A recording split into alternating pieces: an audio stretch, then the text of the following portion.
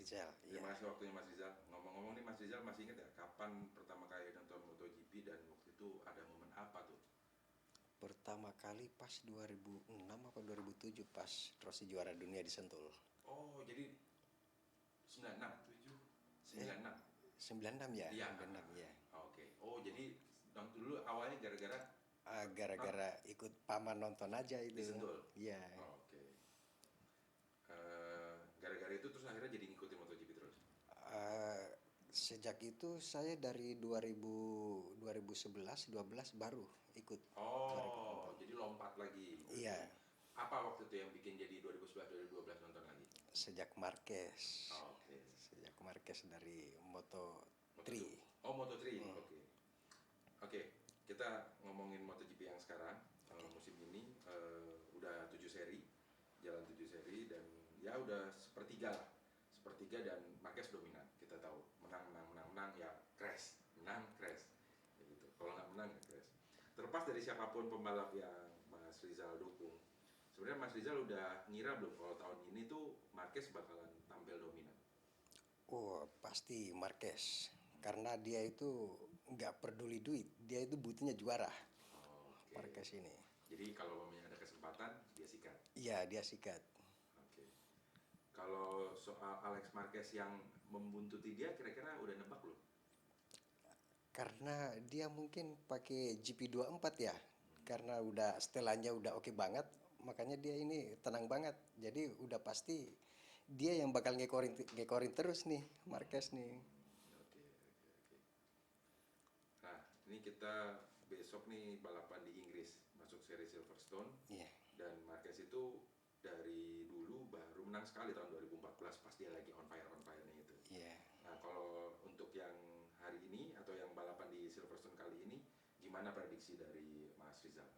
Kalau prediksi sekarang sih paling Marquez. Marquez karena mungkin dia udah lama banget ya naik podium di ini Superstone.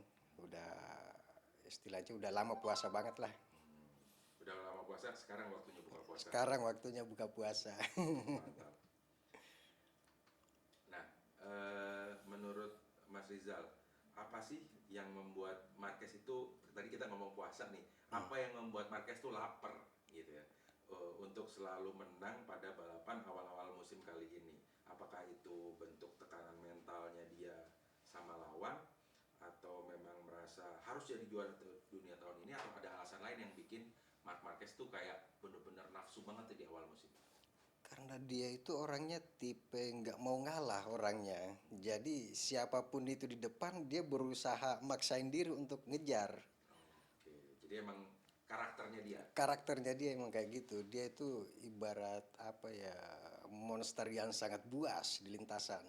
Oke, mantap ini. Terus kita juga tahu nih, Marc Marquez sekarang ada di posisi puncak. Salah satu kuncinya dia itu menang sprint terus, belum pernah gagal di sprint. Ya, Jadi begitu start sprint sikat semua. Meskipun dia dua seri terakhir startnya nggak dari pole position ya, kayak gitu. Nah, dalam situasi yang sebenarnya lagi positif nih seperti sekarang, kira-kira nanti hal apa yang bikin Marc Marquez itu sampai gagal jadi juara dunia? Kira-kira dengan kondisi yang sekarang lagi bagus, kok nanti bisa gagal tuh? Kira-kira apa yang bikin? lagi-lagi Marquez itu cuma bisa dikalahin oleh dirinya sendiri. Oke, Karena dia itu susah mengontrol emosi kali ya kalau pada saat dress itu. Dia selalu kalau tahun-tahun yang dulu kan nunggu lap-lap 10 terakhir baru nyerang. Kalau sekarang kayaknya dia langsung meledak. oke. Nah, jadi kalau tadi nyerang-nyerang tadi di antara dua orang, Peko sama Alex yang sekarang jadi rival terdekatnya.